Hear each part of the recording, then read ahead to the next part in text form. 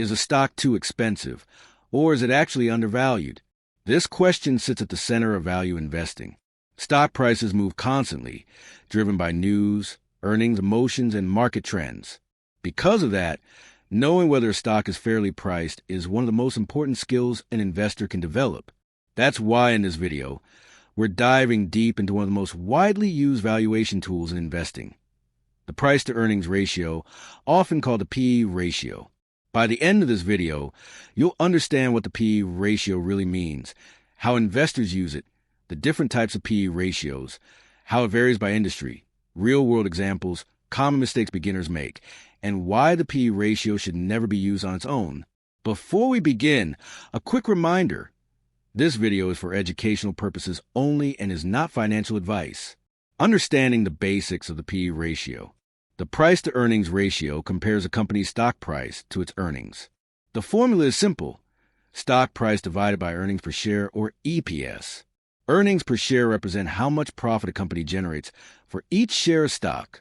It's calculated by taking the company's net income after all expenses and dividing it by the total number of shares outstanding.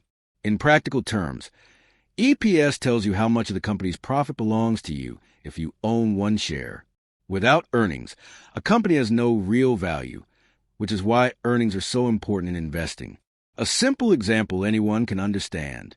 Let's say a company's stock is trading at $100 per share, and it earns $10 per share. Dividing the price by the earnings gives us a P/E ratio of 10. This means investors are paying $10 for every $1 the company earns annually. If the company's earnings stayed exactly the same, it would take about 10 years for earnings to match the price paid for the stock. Of course, in reality, earnings change over time, but this example helps illustrate the concept. Why investors care about the P/E ratio.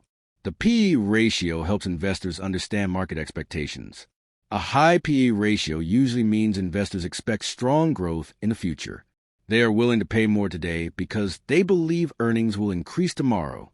On the other hand, a low P/E ratio may suggest that a stock is undervalued, or that investors believe the company is facing challenges such as slowing growth, increased competition, or financial risk. This is why the P/E ratio alone doesn't give you the full answer. It tells you what the market expects, not whether those expectations are correct. Industry differences and why they matter. One of the biggest mistakes beginners make is comparing P/E ratios across different industries. Fast-growing industries such as technology, biotechnology, and e-commerce often trade at higher P/E ratios because investors expect rapid growth. A P/E ratio of 30 or even 50 might be normal in these sectors. Slower-growing or cyclical industries like utilities, manufacturing, or energy usually have lower P/E ratios. These businesses often face stable but limited growth, so investors are not willing to pay a high premium for earnings. Because of this, comparing a tech company's P/E ratio to a utility company's P/E ratio makes little sense.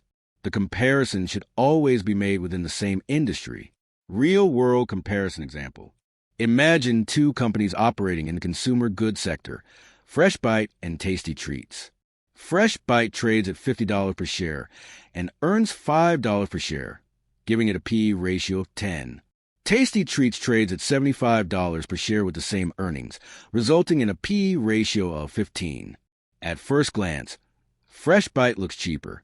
However, investors may expect Tasty Treats to grow faster due to stronger branding, better distribution, or more innovative products. If the industry average P/E ratio is 12, Fresh Bite might be considered undervalued, while Tasty Treats might be overvalued, unless its growth expectations are realistic. Trailing P/E versus forward P/E. There are two main types of P/E ratios investors commonly use, trailing P/E and forward P/E. Trailing P/E is based on earnings from the past 12 months. It uses real historical data, making it reliable but backward-looking. Forward P/E is based on estimated future earnings. It reflects what analysts believe the company will earn in the next year.